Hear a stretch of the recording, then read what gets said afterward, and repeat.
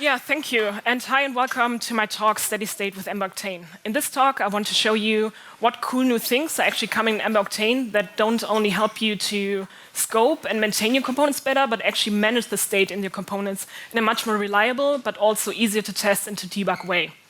And my name is Jessica Jordan. I'm a senior front-end engineer working at Simplabs. We are a consultancy based in Munich, Germany, and we specialize in helping our clients to build Ember applications, but also Ruby on Rails and Phoenix Elixir applications. And we don't only help with team augmentation and software development, but also with reviews and also with technical workshops. So if you're interested in anything, what we're up to, feel free to speak to me after this talk. I'm also a member of the Ember Learning Core team, and I'm also there most notably working on the Ember Times as an editor, which is a weekly newsletter that is getting into your inbox like every week and keeps you up to date what is happening in the Emberland. And in case that you haven't subscribed to the Ember Times yet, probably I just want to mention that you can take from this talk as much as you want, but I think the most notable thing that you should take away from this is that you literally today have to subscribe to the Ember Times. You can do so on this URL. And this is my pitch. Let's actually get into the topic. What is actually state, and why is it so important for us as JavaScript developers to think about state in our applications? Let's actually have a look what state is, like what is actually the definition of state. And if you look at what a stateful program or system is, we get an idea what this actually means. A program, for example, that is stateful is designed to actually remember preceding events or user interactions. And this remembered information is something that we call the so-called state of the system. This means actually that anytime you have a program, you might have certain parameters in this program. It might be values or objects that might actually claim certain values that might not only have a certain value at a certain moment and keep on having this value, but actually also change over time. And this, in a larger application, does not only consist on this one certain parameter, but instead your program, of course, consists of a lot of different parameters that might have different values over time. So if you look, for example, at an application, you might have all these different kind of nodes. And at a certain time point, if you look at them, they have this certain value set. And the way that your system can actually remember events is by trying to update the state and having different state patterns over time. For example, if you had an external event that, for example, updates the value of a certain parameter to another value, this might in turn again also have a dependency to another parameter that might change due to the change of the first parameter. And this in turn could also be related to other parameters in the program, which might trigger other state changes in our application. And as you can see already from this very small example, is the fact that as the number of parameters and also the number of dependencies between these parameters grows, also the number of possibilities that our state can actually be in grows over time. And this sum of all the different states that an application might be in over time, we call the state space. And as larger as it becomes, it also becomes much more complex to actually reason about state. But more about the difficulties about this later on in this talk. Specific in JavaScript applications, we realize the concept of state is not something very theoretical, but actually something very practical. In fact, in a JavaScript application, we have to think about state all the time as developers. And user interactions, events, but also incoming network requests might change the state of application at any given point of time. And we actually have to be very aware how we handle all of these different external changes that might trigger state changes internally in our application and also independently inside of the application. And in our JavaScript applications, different kinds of big types of states exist. Some of them are, for example, local state and closure state, which mostly affects functions, or for example, also blocks. We have object state, which we'll focus on more in this talk, and also global state, which is anything that is related to what we have on our window object, or a node environment, on the global object that is available to all kinds and all areas of application. But as I already said, In this talk, we want to focus on object state, because when we build Ember applications and we generate like new modules or new parts of applications, we oftentimes have to think about different objects in Ember, first of all. We have to think about like the state of services. We have to think about the state of controllers, like anything that is related to a certain route in our application, or we also have to think about component state, which is the focus of this talk. Because I believe, like as Ember developers, we even more focus on how we actually can write better components, because we realize they're a very powerful tool for us to manage our application, to kind of also separate the concerns of application in very useful units. And also, it's very easy for us to also test the functionality of components once we actually make sure that the functionality is composed into those. And component state in Ember applications mostly relies on properties, arguments, but also on the various ways in a component, for example, can update its own state or like also state externally, for example, through lifecycle hooks, but also event handling, dependency injections, and also using the router service through data loading itself.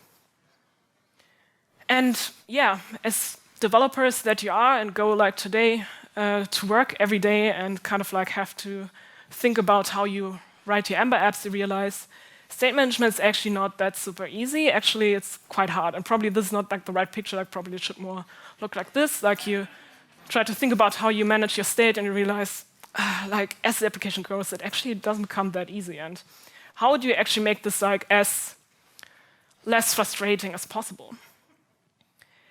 If we build Ember applications, there are a lot of different signs that tell us that maybe we currently have a problem to manage the state in our application, and maybe it's very hard for us right now to further maintain this state. One of these are, for example, cyclical data flows, where, for example, data is updated repeatedly because there's a cycle of data updates in our application. There might also be race conditions where certain different parts of applications try to update a certain value, and it really depends on when which action was triggered, which of these function actually wins in setting this value. We also have overall unpredictable behavior where we go like, I'm not really sure what's actually happening here, and we have to take a lot of time to actually dig deeper and actually find out what the issue is. And also something that we realize in applications or also like in components that have like state that is not so well managed yet is that we have a low performance of our own app, especially if we use a lot of components, for example, on a certain page.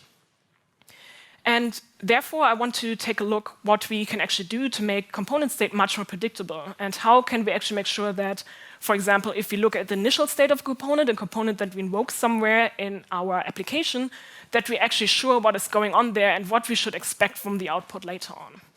And let's actually have a look at something that we would do in a classic Ember application, something that we would do pre-Octane, and how we would reason about the initial state of components. Just imagine we had a component that, for example, could display a list of different items of an inventory that we have like set there. And if we, for example, have an inventory set, the has packed property gets true, we display the inventory. But if it's false, then we just like display a simple string kind of going like, yeah, no one packed anything. And this is just like the two different main states that our component can actually be in and also render. And then we have, for example, a certain route. We return like some data from the model hook. We, for example, return like an array with like a list of items that we want to pass down to the template context. And there, for example, we invoke our EmberFest component that takes on this model as an inventory. And then when we actually render it, we would expect, OK, we do this, and then we actually see this list that we've returned from the model hook, right? Like with a tent, a water bottle, a frisbee, some cookies. But then when we, for example, do something as the following, where we say like, OK, let's actually just like render the component itself, we might think, right, OK, like we're not passing anything in, so obviously we will just like display our string. No one has packed anything. We will just like say, OK, this is like what the state of our component is probably in right now, if we just like render it like this. But once we do this, we realize something else is happening. We see that, oh, there's like still something kind of like rendering. Where's this actually coming from? And I believe, like for beginner developers, in Ember at least, it might be a little bit surprising, but probably as many experienced Ember developers that are in the room right now, you already kind of like go like, yeah, OK, you have to look in the component.js file, obviously. And if we actually do this, we realize, okay, like here we go, we actually already have a property defined in the component class that already provides a default value that could, for example, be overwritten externally by the invocation side. And this is something that actually, if you think about it, like how often you might have already run this issue, that if kind of go like, where does this value actually come from? Like, why is this actually rendered? It's actually quite troublesome because it kind of distracts from the way of us actually trying to set the initial state, and instead gets into this mode where we kind of go like, I have to look around the application, I have to find the file where this value is actually coming from. And this is something that we actually would like to avoid if you think about it. In Ember Octane, there's a really cool feature called named arguments. You might have already heard from it. There's like an RC that has already been submitted by Godfrey over 2 years ago, actually, almost. Yeah, and it. Okay, yeah, now it works. And it describes this concept where you can actually identify in a template quite clearly which value is actually coming from your component, what is actually like an actual property that is set in the component itself, and what is actually passed in externally as a so-called argument, a named argument. And this syntax looks as follows. You just have an @ sign in front of your property, like your arguments, in this case, that you want to render in your template, and then you're already good to go. So if we, for example, would go back to our example, we can also do the following. Instead of the inventory property, we just like use the argument here, and as we iterate over it, it's already quite clear this actually has to come from the outside. And this also makes the question about the data ownership, or where the data actually coming from, like very easy. It breaks it down to the question, is it actually an argument or not? Because if it's an argument, I already know it actually has to come from the outside. It has to be set externally, and I don't have to look for a component class to begin with. What we then also can do, we can actually use this args object in our component class as well to do like other stuff. For example, create like a getter function that actually provides the same Boolean that we already had in the first example. And we can also do things like providing defaults, like as properties that are actually set in our component. And by actually making it a property, it's also still very clear in the template that we're later using that it's actually set in the component and not externally, making it easy to reap the benefits of like named arguments, but still have the benefits of, for example, providing sensible defaults in our components. And this is actually really great. But thinking about predictability, we also think about, okay, but what happens actually during the lifetime of my application? Like, how can I actually make sure that the component set actually becomes predictable and stays predictable as we actually move on to have the application living, but also how do we actually maintain also our components in a way that it's more predictable? So I went to this really cool conference. You should also totally check it out. It happens like every year in Europe. Like this year, it was like in Copenhagen. And someone at this conference, he's called Chadian on Twitter, he talked about future of responsive component design. And most notably, he also mentioned a very interesting concept, which is that the component actually provides a boundary for all kinds of things in your application, including the state. And by actually providing this very sensible boundary, you have a much easier way to actually scope state down to locality in the application that makes it easy to find out where the state actually lives, but also to see what is going on there without having to look all over the application where it's actually coming from. And if you think about this way, you can break down any kind of application state down into like a smaller scope of component state once you actually generate components that are stateful. And if we think beyond this even a little bit more and think about like not only components themselves as a boundary for state, but even about the functionalities of components, we can also see there are different types of components. There are some that are actually stateful, that actually carry component state, and that maybe also like own data. And then there are also other components, more presentation components that are actually more responsible for representing this data or maybe providing user interaction hooks for actually updating the data. And this concept kind of breaks down components in these two different categories, like stateful and stateless components. The one are more presentation, the other ones actually provide data, might even load data using the router service.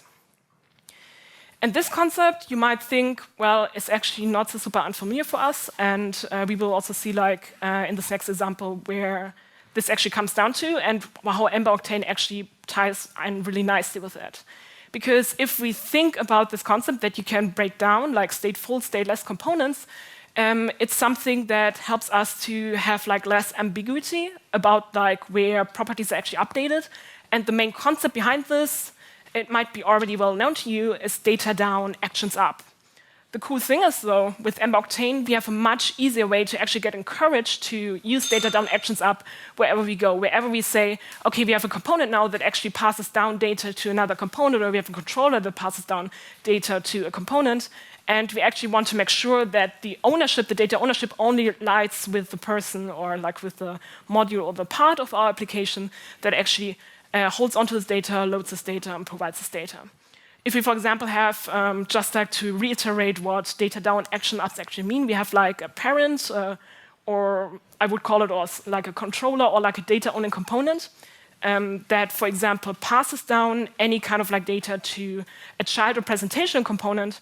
Then it can also pass down a function that helps the component that is actually responsible for the representation of the data to bind this to any events, for example, like to a click event, and then this action can actually be triggered on the parent, and this will actually make sure, like the data owner, actually to update the data on itself. And this is possible due to the fact that we have the immutability of arguments in Ember Octane. And therefore, if we actually try to just do stuff like, OK, we just like pass it down, we try to do anything with the args object, we just like get an error, and we are not able to do it. So we have like a very straightforward way to remind us again, this is where actually data down action ups should come in. And similar to how we would do it like in classic components or like in classic Ember applications, we can define like an action. Here we use the action decorator to actually make this possible, and we can decorate any kind of function, any kind of method we define on our component class as such. And here, for example, we take the update item function that has been passed down and update the item that is rendered in the template, and using modifiers that are available in Ember Octane as well, using, for example, the on modifier, we can bind this to a click event and then say every time the person actually clicks a button next to an item, this item is actually chosen, and then actually passing down this chosen item to a component, we can actually render this item also in a component as chosen, and still make sure that this component is still only representational, whereas like the data update and the state update happens in the parent component or the parent context. And also the modification of application-wide state is possible using service injection. So very similar to classic components, we can inject services in any kind of other components, and this actually enables us to update state all over our application. Imagine we had, for example, a time service where we would want to display the current time, and we had another helper method that helps us to actually reset the time to another moment, for example, some place a couple of weeks ago. And using the track decorator, we will also have a look at this like later on a little bit. We actually can make sure that we indicate to the framework that anytime this current time property is updated, we really want to make sure that any parts of templates that are related to this current time property are also re-rendered. And this is like very interesting for performance, obviously, as well. And using this helper method, we can, for example, inject this service into our Ember Fest component, and using an action, we can, again, bind this to a function that's available in our template context, and this will help us to use the service to actually leverage the state update helper method, and then also update state potentially in other parts of the application, including other components that, for example, have inserted this service. And this makes it quite clear that we have a lot of possibilities still, even though we have more encouragement to do things the right way in the more maintainable and easier to scope way. And I think the encouragement of data down, actions up is really great for us in the first place to avoid like cyclical data flows and actually make sure that any kind of data flow is always happening in a graph rather than in a cycle. We also have a much easier separation of concerns that we already benefited from in classic Ember components, but here we kind of really get kind of like the nudge again to really stick to it and make sure that our application grows in a very maintainable fashion. And last but not least, we also, which is kind of like handy fact due to the fact that we use like the immutable arguments, not really a way to override computed properties. And this is something that in classic Ember components could easily happen, that you just like pass in something over computed property, and then you kind of go like, oh, like I didn't actually anticipate that. And I think predictably in components in Ember Octane also comes a lot with a much cleaner API that you get through Glimmer Components. And what this means, I just want to show in the next slide. For example, if we look at Glimmer Components, the new modern way to actually build Ember components, we see that the IP itself is much, much, much leaner than what we're used to from classic Ember components. Whereas the classic Ember components really grew over time in the API and provided a lot of different functionalities, including like lots of lifecycle hooks, events. A lot of themes have been trimmed down. And leaner Glimmer components means that instead of a lot of like over a dozen different lifecycle hooks and a lot of event handlers, the only thing that we still have is like one constructor, 3 different properties as far as I know, and like 2 lifecycle hooks. Correct me if I'm wrong here. And we also have like a single location of hooks, which makes it really easy for us to actually find out where some state function or method might actually reside. And we can just like look into our Glimmer Component API and really know, okay, these are the things that are actually available to me, and everything else is like opt-in by myself. Or, for example, opt-in through the use of event modifiers that I can use in my template itself. And I think this makes it very straightforward for us to reason more about what is happening in our components. If you want to learn more about this, I would highly recommend you to check out the RFC 416, which was written by Chris Garrett, and who pioneered a lot of the component-related features and the class-related features in Ember Octane. And it's a very useful read as well to learn more about what the performance implications are of Glimmer components and what cool new things might actually be out there in the future of components themselves in Ember. And also let's have a look what performance actually means in Ember Octane apps. Like how can we actually make sure that we can write components in a way that gives us the biggest benefit of performance in our application, especially if we have, for example, pages that are very content heavy, where we know we have a lot of different interactive dynamic content that might change over time. How can we make sure that our application still stays performant? I think with Ember Octane, we are already like a very good way where the framework actually guides us to be more performant right out the box without us having to do too much. I think one of the main concepts that come in with Ember Octane, and which you might have already seen as well in the keynote by Godfrey, was that we now have a way where we get encouraged to, if we want to have only presentation content rendered in our component, to use template-only components. And based on the RFC that has already been submitted already a while ago, you can learn more about what this also means performance-wise. Because if we actually use presentation components as they should be, just like being a template and without like an underlying base class, we have the possibility to actually create stateless components, which in the end will also not take up any memory for like a class instance or like an object that has to be created for this certain component in our browser, making that easy for heavy pages, like pages that have a lot of content, a lot of like components to render, to not take up as much performance and not to kind of like wear down too much on the performance of the page as they would if we had an object for every single component that is rendered. And I think this is also a really nice way where Octane already guides you in the right direction. Anytime you actually generate a new component in Ember Octane app, you just get the template out of the box. If you really need state, you have to generate explicitly the common.js file yourself and actually insert the state that you need. And I think this is really great as well.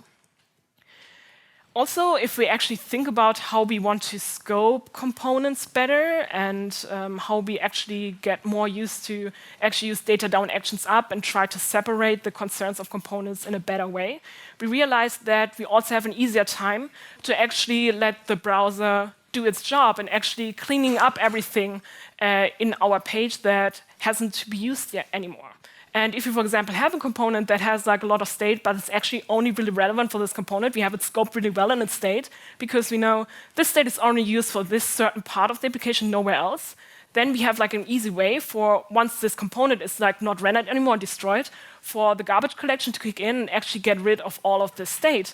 And this makes it quite easy for us to also keep on moving and actually build an application that's still performant as it grows.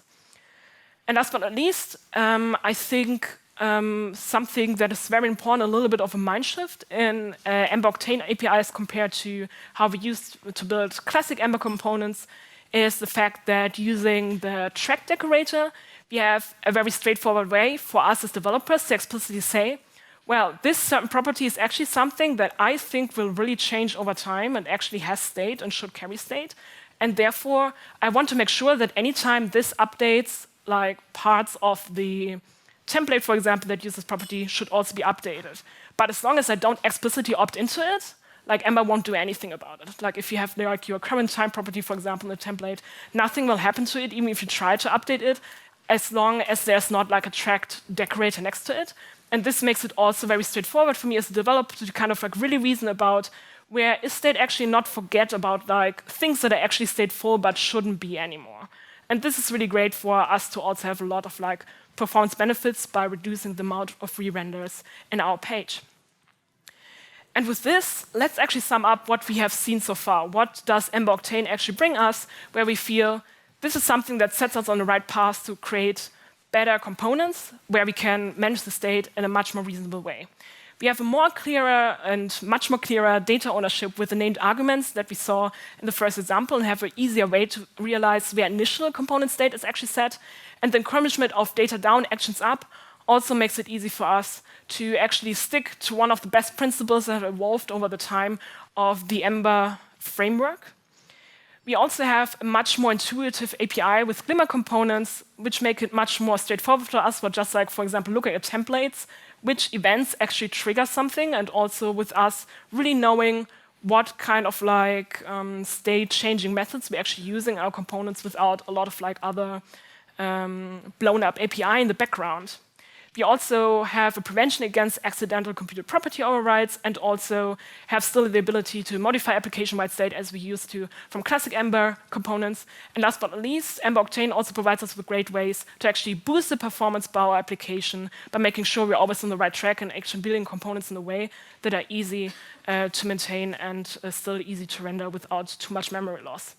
And with this, I really hope you got a better idea what is coming up with the new edition, that you get excited to build like really cool stateful or stateless components, and that you are excited together with me about the experience that we get with future components built in Ember Octane.